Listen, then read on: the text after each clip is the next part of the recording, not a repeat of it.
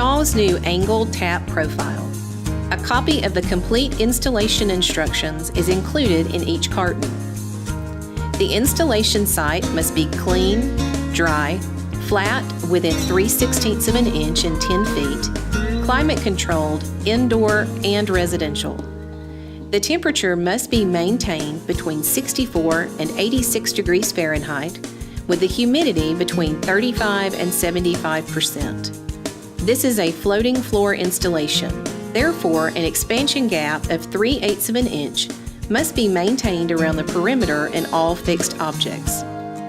All door jambs must be undercut to cover the edge of the product and allow for the expansion gap. Underlayment is required under laminate flooring. Concrete subfloors must have a vapor barrier such as 6 mil poly in addition to the underlayment, or use an underlayment that includes a moisture barrier. To begin the plank installation, you will work left to right with the tongue towards the left wall and the front or start wall.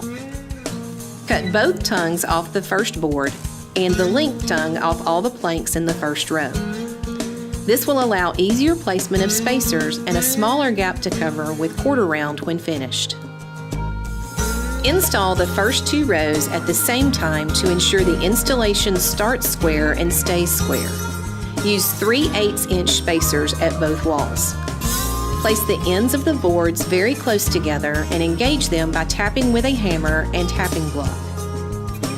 Use a small piece of laminate as a bridge or guide along the length to hold the boards in the same plane and maintain alignment while engaging end joints.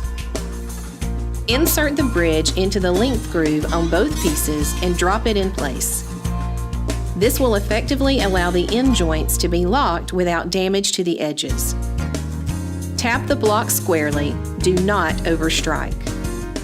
Monitor the gap between the boards until closed. Overhitting will cause peaking. Stagger end joints between rows at least 12 inches. Measure for the last piece in a row by flipping a board end for end and marking on the face. Cut to size with a laminate cutter and install using a pull bar and the bridge. The first and last pieces in a row should not be less than 12 inches long. At times, you may need to gently tap the long side to fully engage the tongue into the groove. Make sure all edges are contaminant-free or the joint may not properly lock. When you come to an area where you can't lift the plank to properly insert it into the groove, such as a door jamb, you will need to glue the side seams together. First, trim the board so it fits under the door jamb. Next, remove the ridge from the groove side of the installed plank.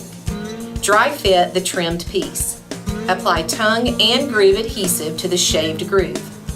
Place the new plank into the adhesive and tap to lock the end joints together.